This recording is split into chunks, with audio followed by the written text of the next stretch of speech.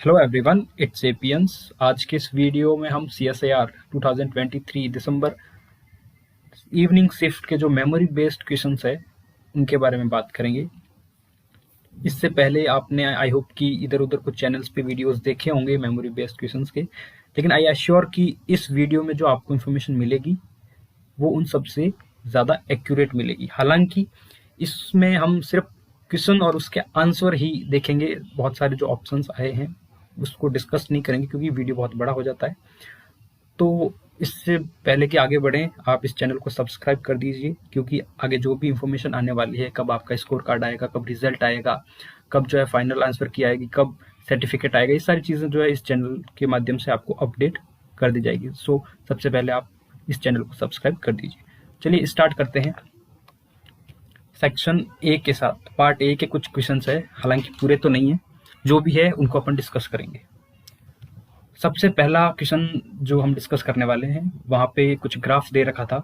उसमें ग्राफ में 9 वैल्यूज दे रखी थी, कुछ बढ़ रही है फिर कुछ घट रही है। तो उसमें क्वेश्चन ये पूछा था कि जो एवरेज है उसमें क्या डिफरेंस है। तो हम जो डिफरेंस का क्या एवरेज है वो पूछा गया था। तो हम जब कैलकुलेट करते हैं, फाइनली सारी वैल्यूज बढ़ रही होती है, एक वैल्यू जो -0.2 माइनस होती है, तो उसका पूरा कैलकुलेट करके आंसर आता है 0.3। जो क्वेश्चन में जो पहला ऑप्शन दे रखा था वही सही है। नेक्स्ट जो है स्टैटिक से सवाल आया था, मीन मोड मीडियन से कुछ डेटा दे रखा था तो कैलकुलेट करना था हमें। तो जब हम कैलकुलेट करते हैं तो मीन निकल के आता है 65.5, मोड निकल के आता है 65 और मीडियन जो है 63 आता है।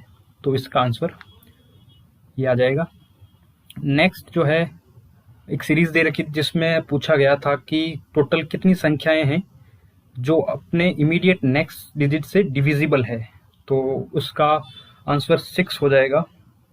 नेक्स्ट एक क्वेश्चन पूछा गया था कि जिसमें टेनिस के सारे खिलाड़ी क्रिकेट खेलते हैं, क्रिकेट के कुछ खिलाड़ी हॉकी या कोई दूसरा गेम दे रखा था वो खेलते हैं। तो उसमें से एप्रोप्रिएट आंसर अपने को पता करना था, तो ये ऑप्शन एक दे रखा था, तो ये हो जाएगा।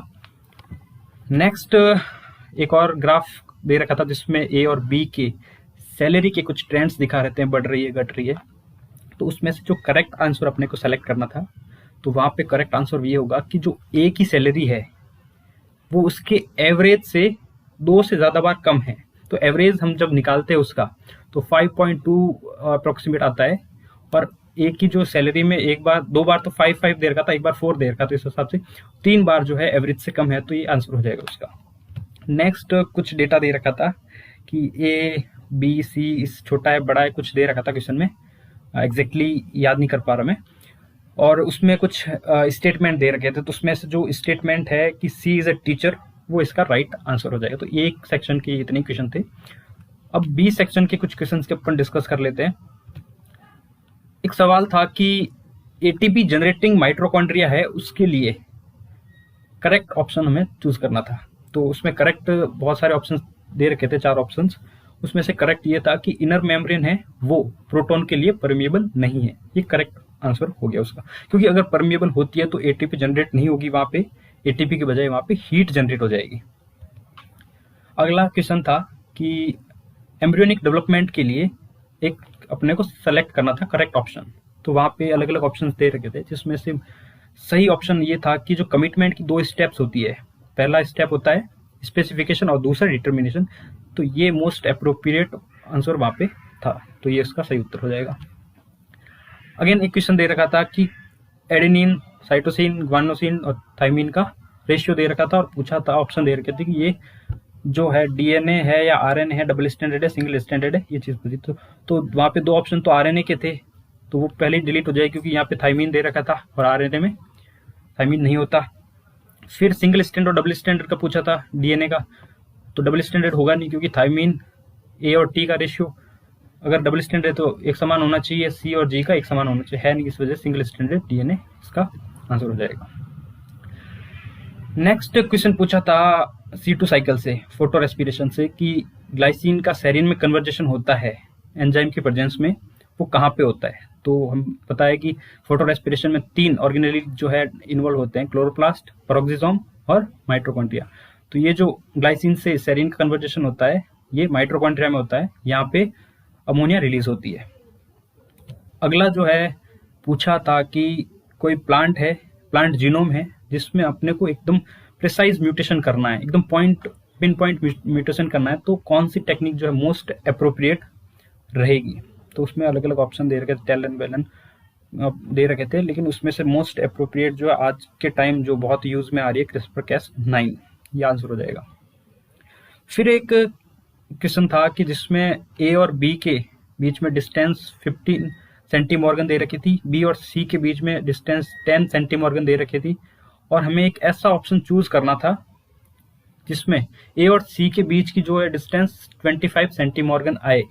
तो इसके लिए अलग अलग ऑप्शंस दे रखे थे, तो वहां पे मोस्ट अप्रोप्रिएट आंसर यही होगा कि अगर वहां पे कोई भी इंटरफेरेंस नहीं होगी तो ये जो है ए और सी के बीच में डिस्टेंस 25 सेंटीमॉर्गन आएगी।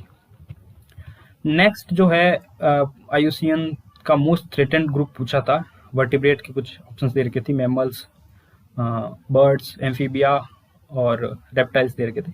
तो उसका सही उत्तर हो जाएगा एम्फीबिया, क्योंकि एम्फीबिया जो है 41% एम्फीबियंस जो है अभी थ्रेटेंड कैटेगरी में है। नेक्स्ट जो है सेल जंक्शन से क्वेश्चन आया था, अलग अलग ऑप्शन दे रखे थे, तो इनकरेक्ट पूछा था हमें, तो इनकरेक्ट पूछा था, तो जिसमें अलग अलग ऑप्शन दे रखे थे। फाइनली एक ऑप्शन ऐसा था जिसमें बोला गया था कि जो टाइट जंक्शन, डेस्मोसोम और गैप जंक्शन, ये तीनों मिलकर जंक्शनल कॉम्प्लेक्स बनाते हैं, तो ये ऑप्शन सही नहीं था, तो ये आंसर हो जाएगा। फिर एक ऐसा सवाल था कि एक फॉसिल है जिसमें कोई डॉर्मेंट बड नहीं मिल रही है और दूसरा उसमें कोई एंगुलर रिंग नहीं है, तो कुछ ऑप्शंस दे रखे थे और पूछा था कि ये जो फॉसिल है किस क्लाइमेट का हो सकता है। तो वहाँ पे अलग अलग ऑप्शन थे, मेरे ख्याल से एक ऑप्शन था कि स्लो क्लाइमेट था, ऐसा कुछ था, तो उसमें से सबसे अप्रोप्रिएट आंसर ये होगा कि जो अनवेरियंग सीजन लेस क्लाइमेट है, क्योंकि जब सीजन लेस क्लाइमेट है तो वहाँ पे एक तो एनुअल रिंग नहीं बनेगी, ठीक है, और दूसरा वहाँ पे कोई डॉर्मेंट बड भी नहीं होगी। ये डॉर्मेंट बड जो होती है जहाँ पे क्लाइमेट जो बहुत चेंज होता है, अनफेवरेबल कंडीशंस आती है, तब बनता है। तो यहाँ पे सीजन ही नहीं है तो डॉर्मेंट बड भी नहीं बनेगी और एनुलर रिंग भी नहीं बनेगी। नेक्स्ट जो है ब्लड ग्रुप से रिलेटेड एक क्वेश्चन था जिसमें अलग अलग ऑप्शंस दे रखे थे। इनकरेक्ट ऑप्शन हमें पूछा था जिसमें जीनोटाइप के भी एक, जीनोटाइप और फिनोटाइप का भी एक ऑप्शन था, और उसमें से इनकरेक्ट अपने को चूज करना था। इसमें से इनकरेक्ट ये हो जाए कि जो यूनिवर्सल ब्लड ग्रुप है ओ, उसके पास एंटीबॉडी ए और बी के लिए नहीं होती, ये गलत बात है, उसके लिए एंटीबॉडी होती है। इस वजह से तो हम ए और बी का ब्लड जो है ओ वाले को नहीं दे सकते, वो इनके लिए डोनर नहीं, एक्सेप्टर नहीं है, सॉरी। फिर एक सवाल था जो है ऐसा कौन सा कंपाउंड है या पॉल्यूटेंट है जो कि हायर ट्रॉफिक लेवल पे एक्यूमुलेट नहीं होता है in the process of biomagnification. तो अलग अलग दे रखे थे, मर्क्यूरी दे रखा था और एक परसिस्टेंट पीओपी दे रखा था, फिर फॉस्फेट दे रखा था, सेलेनियम दे रखा था। तो उसमें से फॉस्फेट जो है वो एक्यूमुलेट नहीं होता और वो टॉक्सिसिटी कॉज नहीं करता, तो ये उसका आंसर हो जाएगा। फिर पूछा था कि जुवेनाइल हार्मोन है वो कहाँ से सीक्रेट होता है, तो इसका आंसर जो सीधा सा ऑप्शन ऐसे ही दे रखे थे, तो सीधा आंसर उसका आ रहा था कॉर्पस एलेटम। फिर पूछा था, अलग अलग ऑप्शन दे रखे थे, उसमें से पूछा कि which of the following is not a learning, तो उसमें हैबिचुएशन दे रखा था, फिर 2-3 ऑप्शंस और दे रखे थे जिसमें से जो फिक्स एक्शन पैटर्न है वो लर्निंग नहीं है, वो इनेट बिहेवियर है।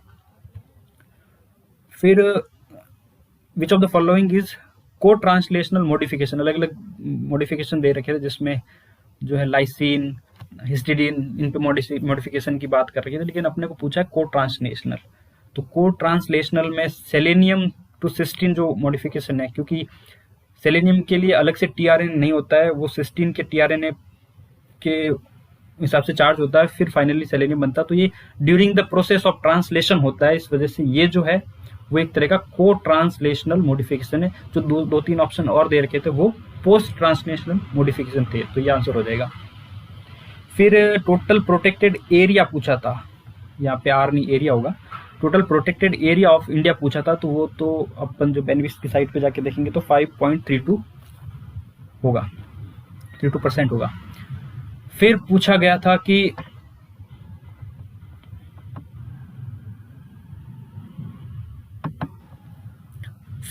था कि ऐसा कौन सा फैक्टर होता है जिसमें एटीपीएज एक्टिविटी होती है और हेलिकेज एक्टिविटी होती है, और भी कुछ लिखा था मेरे ख्याल से, ओपनिंग का ऐसा कुछ लिखा था। तो उसके लिए जितना मुझे याद आ रहा उसका answer transcription factor second H helicase activity के लिए रिस्पॉन्सिबल होता है, तो ये होना चाहिए।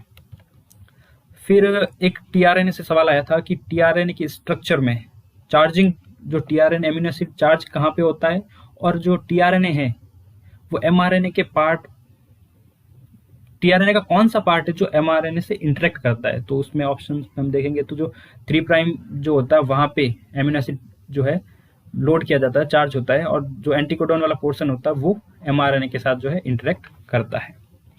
नेक्स्ट जो पूछी कि प्राइमरी इम्यून रिस्पॉन्स में कौन सी एंटीबॉडी होती है, तो उसका आंसर हो जाएगा आईजीएम। फिर एक मैक्सिमम सस्टेनेबिलिटी यील्ड से क्वेश्चन आया था जिसमें हमने कैरिंग कैपेसिटी दे रखी थी 20,000 और वहाँ पे आर की वैल्यू भी 0.15 दे रखी थी, तो हमें निकालना था। तो सिंपली जो है फॉर्मूला लगाएंगे, जो मैक्सिमम सस्टेनेबिलिटी यील्ड का फॉर्मूला होता है आर के बाई 2, तो उससे अपना सीधा आंसर आ जाएगा 1500।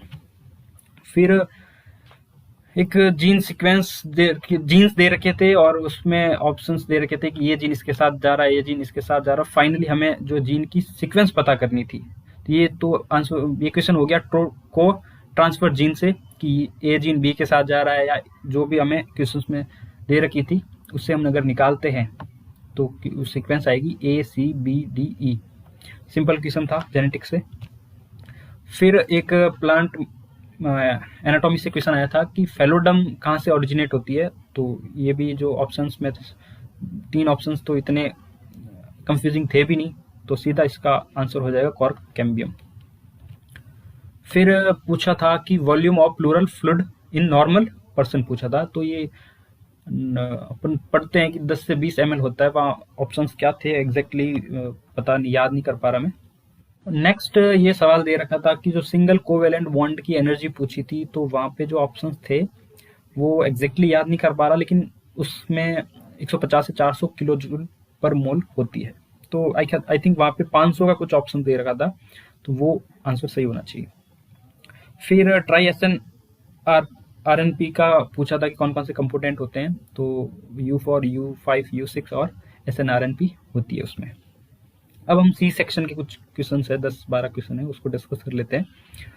सबसे पहले एक क्वेश्चन था जिसमें ग्राफ दे रखा था DNA A का या DNA 1, DNA 2 का ग्राफ दे रखा था, और वहाँ पे हमें करेक्ट ऑप्शन पूछा था, और मेल्टिंग टेम्परेचर और सब कुछ ग्राफ आपने पढ़ा ही होगा, वो दे रखा था। तो वहाँ पे आंसर सही होगा कि GC वैल्यू है वो DNA फर्स्ट की हाई है और DNA 2 की कम है। फिर एक पॉपुलेशन काउंटिंग मेथड से था मार्क रिकैप्चर से कि 45 जो है कैप्चर करके उनको मार्क कर दिया गया, फिर उन्हें छोड़ दिया। दूसरे दिन जो है 50 कैप्चर की, जिसमें से 15 मार्क रही, तो टोटल पॉपुलेशन पूछी थी तो 50 में 15 आ रही है, और 45 के लिए हमें 3 बार कैप्चर करना पड़ेगा, तो 150 उसका आंसर आ जाएगा टोटल पॉपुलेशन।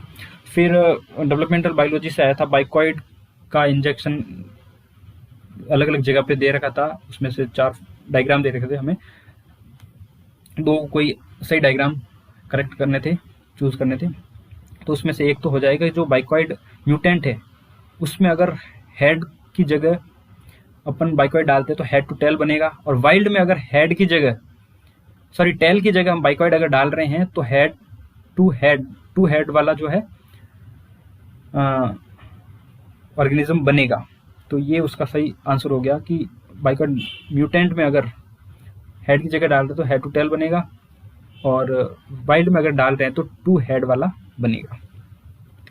फिर हिस्ट टू हाइब्रिड से एक क्वेश्चन दिया गया था, यहाँ पे सीधा जो है ABCD वगैरह ABCD लिख लिया था, और फिर पूछा था कि A क्या है, B क्या है, C क्या है। तो इस डायग्राम से सीधा सा आप पता कर सकते हैं, और उसमें से 2 जो ऑप्शन है सीधे ही हम जो है एलिमिनेट कर सकते हैं, क्योंकि F जो है यहाँ पे F दे रखा था, और F जो रिपोर्टर जीन होता है, ये बहुत नॉर्मल चीज़ हम पढ़ते आ रहे हैं। तो उससे ये आराम से हो जाता। नेक्स्ट क्वेश्चन जो है ये रोडोप्सिन से दे रखा था, लाइट स्टिमुलेशन से। यहाँ पे स्टेप जो है हमें अरेंज करने थे, तो ये डायग्राम से आराम से आप अरेंज कर पाएंगे कैसे क्या हो रहा है। फिर एक क्वेश्चन दे रखा था सॉरी, कि हर्बीवोर्स जो है वो 1000 किलो कैलोरी जो है इनटेक करता है, उसमें से 500 किलो कैलोरी जो एक्सक्रिएट कर देता है, 350 किलो कैलोरी रेस्पिरेशन में यूज कर लेता है। फाइनली जो 150 किलो कैलोरी ग्रोथ में इनकॉर्पोरेट हो जाती है। तो हमें परसेंटेज ऑफ प्रोडक्शन पूछा था कितना होगा, तो हम 150 बाई 1000 इंटू 100 करेंगे तो ये 15% आ जाए, जो ऑप्शन में वहाँ पे था। फिर ये एक सिंपल क्वेश्चन था, वहाँ पे बॉटनिकल नेम पूछे थे। तो बाजरे का और जवार का ये दोनों नाम अगर हम मिला लेते हैं तो वो सीधा सॉल्व हो रहा था। फिर रागी और कोडू का भी साइंटिफिक नेम वहाँ पे दे रखा था, तो वहाँ सिंपल क्वेश्चन था, आराम से सॉल्व कर पाएंगे होंगे आप। फिर एक क्वेश्चन और था जिसमें बताया गया था कि 3 प्रोटीन है एक्स वाई जेड, और उनको एक मेम्ब्रेन में है, और मेम्ब्रेन को सॉल्ट ट्रीटमेंट देने के बाद में हम अगर सेंट्रीफ्यूगेशन करते हैं तो उसका डेटा कुछ इस प्रकार आता है कि एक्स और वाई है जो लिक्विड पोर्शन में मिलते हैं, और जेड जो है पैलेट के फॉर्म में वहाँ पे मिलता है। तो हमें सही ऑप्शन चूज करना था। तो एक्स और वाई जो है एक्स और वाई जो है पेरिफेरल प्रोटीन है जो कि सॉल्ट ट्रीटमेंट की वजह से बाहर आ गए हैं, इसी वजह से वो लिक्विड पोर्शन मिल रहे हैं। और जेड जो है इंटीग्रल प्रोटीन है जो कि सॉल्ट ट्रीटमेंट की वजह से बाहर नहीं आया। तो ये इसका सही उत्तर हो जाएगा। फिर इनहिबिटर दे रखे थे और ईटीएस के कुछ कंपोनेंट दे रखे थे। तो ये भी एक अगेन कहूंगा कि बहुत सिंपल क्वेश्चन था। ओलिगोमाइसिन एटीपी सिंथेज का यहाँ अगर मैच कर रहे थे एक में तो भी आपको हो जाता। फिर साइनाइड से आप कॉम्प्लेक्स 4 को मैच करते फिर हो जाता। तो ये कोई टफ क्वेश्चन नहीं था। ये उसके आंसर अगर आप ऑप्शन की बात करें तो ये सही वाला हो जाएगा। फिर एक डीएनए पॉलीमरेज 3 की एक्टिविटी के बारे में पूछा था कि कौन सा डायग्राम नहीं होगा। तो इसमें अगर ए कि इसका आंसर होगा ओनली सी क्यों होगा ये बता देता हूं मैं, कि यहाँ पे 3' OH मिलेगा तो यहाँ पे एक्सटेंड एक्टिविटी होगी। अगेन यहाँ पे 2 3' एंड है तो यहाँ पे भी होगी, बी में भी होगी। फिर एक डी में निक दे रखा था, निक पे तो 5' ये है, यहाँ पे 3' तो यहाँ पे भी निक फीलिंग वैसे ही अपने को पता है कि डीएनए पॉलीमरेज 3 करता है। और ये चीज जो है यहाँ पे 5' एंड है, यहाँ पे ओ नहीं होगा, इस वजह से यहाँ पे जो है एक्सटेंड नहीं हुआ। तो यहाँ पे डीएनए पॉलीमरेज 3 काम नहीं कर पाएगा, एक्टिविटी नहीं होगी। तो ये ओनली सी जो है इसका आंसर हो जाएगा। नेक्स्ट जो प्राइमरी सेंटर ऑफ ओरिजिन से क्वेश्चन था, मैच करना था, तो वहाँ पे कुछ ऑप्शंस जो है अगर मैं सही याद कर पा रहा हूँ तो यही ऑप्शन थे कि बनाना जो है एशिया से हुआ, पाइनएप्पल साउथ अमेरिका से हुआ, कॉफी अफ्रीका से हुई, और रबर जो है साउथ अमेरिका से हुआ है। तो ये अगर आपने मैच किया है तो आपका सही है। So thank you so much watching this video. I hope कि जो है मैंने बहुत एक्यूरेट एप्रोप्रिएट इन्फॉर्मेशन आपको दी होगी। चैनल को सब्सक्राइब कर दीजिए। आगे भी जो इन्फॉर्मेशन आएगी रिजल्ट को लेकर, सर्टिफिकेट को लेकर, कैसे क्या आपको जीआरएफ एक्टिवेट करवानी है, क्या कुछ कट ऑफ रहनी है, ये सारी इन्फॉर्मेशन जो है इस चैनल के माध्यम से आपको मिलेगी। So thank you so much watching this video. Again subscribe कर दीजिए।